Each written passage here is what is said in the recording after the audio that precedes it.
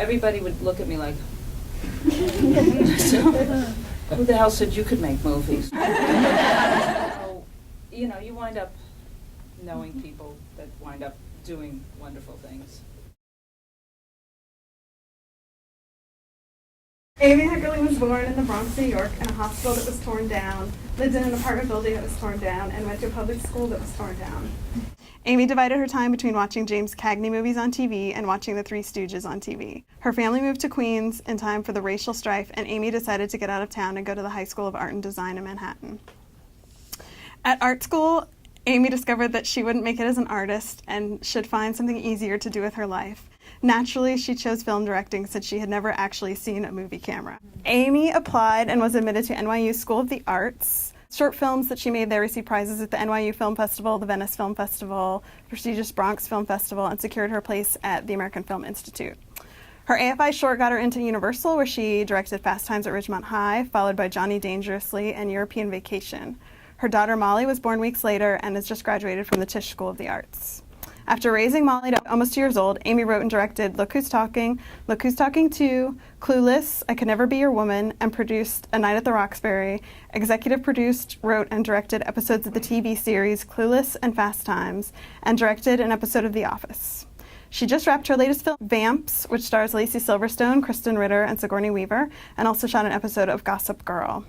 She's written many scripts, been in and out of movie jail repeatedly, hasn't had red meat since she was 15, recycles everything, won't go in the sun or near cigarette smoke, drives an electric car.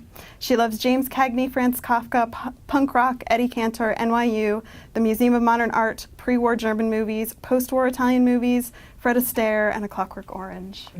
I never thought that would be red. So he said, tell me about, so I said, all right. And then you added like actual real credits, which I never put in. Yeah, so one of the things that I thought was really interesting when I was reading this, and I think is maybe like a good place for us to start, is like, I guess kind of back at the beginning, like how you found your way to art school and why you decided it wasn't for you, and then what did make you turn to film directing. Well, I grew up in a building in the Bronx. There were a lot of fires. Everybody there was like Holocaust survivors. It was a very depressing, environment. And my escape, obviously, was the TV, which had many, James Cagney, Fred Astaire, Three Stooges, all sorts of wonderful things coming out of that box, and I loved it, and cartoons. So obviously I was just like madly in love with movies. I didn't really think people made them. I thought they just came.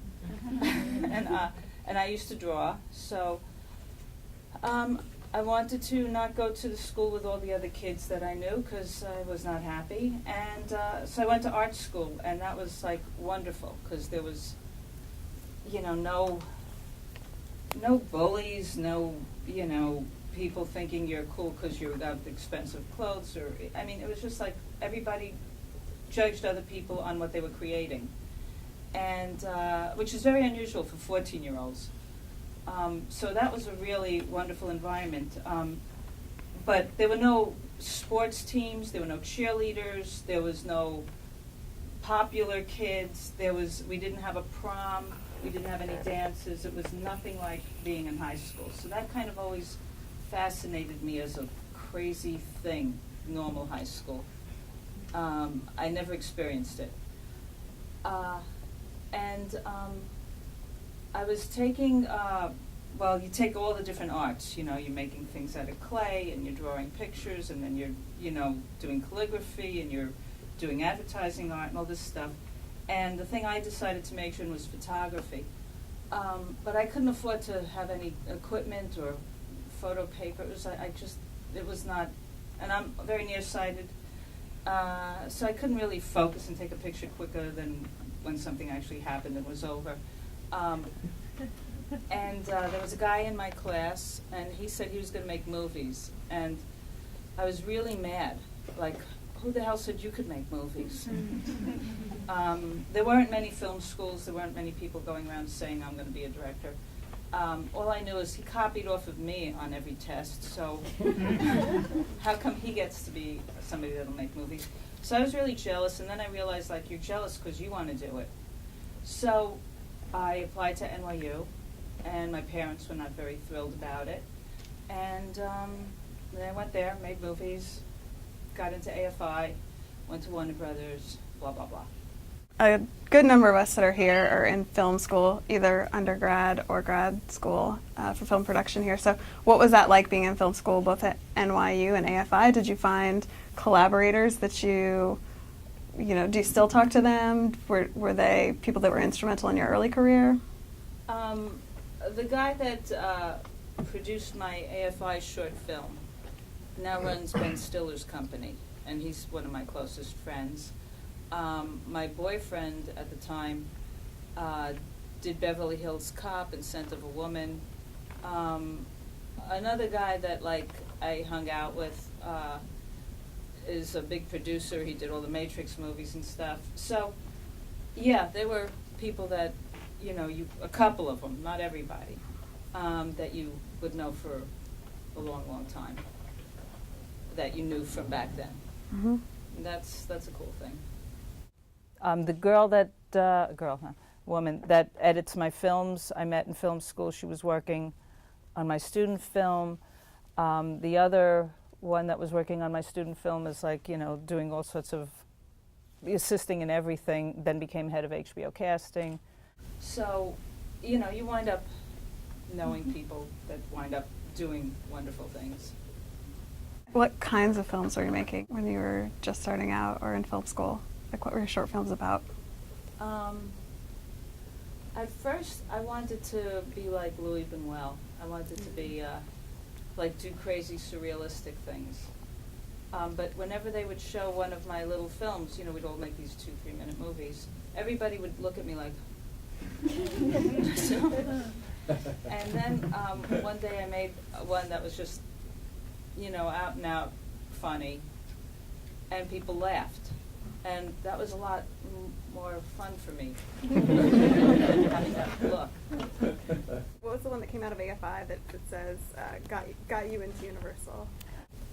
I did a film about a girl who's on the verge of her 20th birthday and hasn't lost her virginity and doesn't want to lose, be a 20-year-old virgin.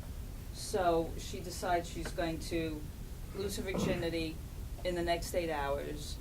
And but she also has a psych test, so she's got to sort of juggle those two situations. And what was the response to that like, or how did that go from you making that film to then someone obviously who had the power to help you saw that film? Well, at AFI, and AFI is in Hollywood. So when people finish their films, they let you have a screening of it. And then you just beg everybody you know to get anybody they know that knows anybody that's a producer or agent to come. And one of the people that came was an agent. And I signed with him. He showed it to Warner Brothers. Warner Brothers saw it. They asked me what I wanted to do. I had a writing job right away. Wow. So that was that. But in a way, that sounds like easier than other things, but I only had one print. Mm-hmm. So I could only show it to one person at a time. And so to show it to anybody, and if they didn't watch it right away, he'll see it next week, he'll see it this week, basically they're holding up your life. Mm-hmm. Now, people make films, they have them on DVDs, they spit them out, they have a link to the film, you send it to people. So you could get 500 more people seeing something quicker than I was able to get. But in that one case where I had that screening, fortunately that guy came.